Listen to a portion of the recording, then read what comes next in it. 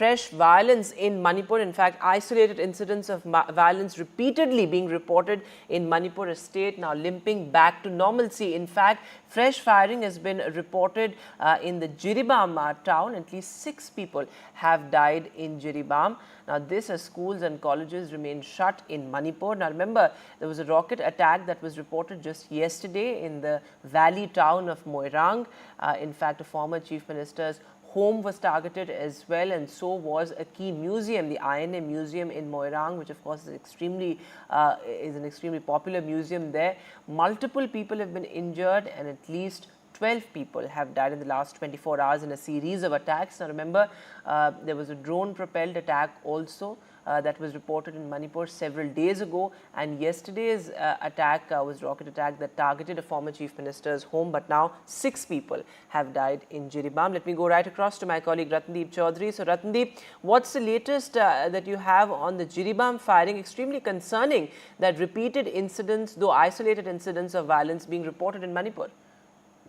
That's right. There has been a major escalation in the last 24 hours. Given the fact that yesterday afternoon in Bishnupur district, a rocket had hit the house of the first chief minister of Manipur, Koirang Singh, which is just next to the INA Museum, the Indian National Army Museum. Moirang is a very historic place.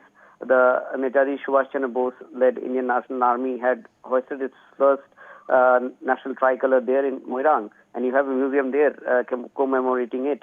And that was the likely target. That's what police sources were telling us. But this morning there have been heavy exchange of fire in Jiribam district bordering Assam, and what we have gathered from security forces sources is that at least 6 people have lost their lives. Now, armed groups from both sides have tried to attack each other. They were engaged in firing and in retaliatory firing as well. And in this process, there have been 6 deaths. The deaths include people from both communities. So security forces have launched a combing operation in the area. In fact, there are reports of firing from Sugnu area, but still now casualties or injuries are not known.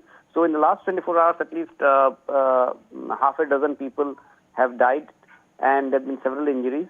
And remember, only last week, last Sunday, actually the fresh escalation first started when bombs were launched from drones in several parts of Imphal West, and there in Kotuk, 2 people had died and 10 people were injured. So therefore now combing operation continues, but a lot of concerns given the fact that in the Imphal Valley civil society groups have called for a public emergency, so therefore vehicles are off-road, shops are closed.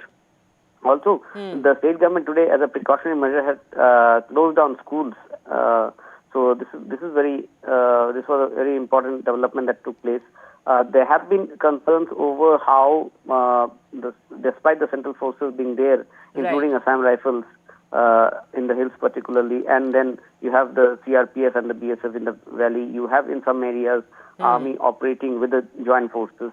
Despite what the government has been claiming, particularly Ministry of Home Affairs have been overseeing this entire process of trying to keep both the warring communities at a distance.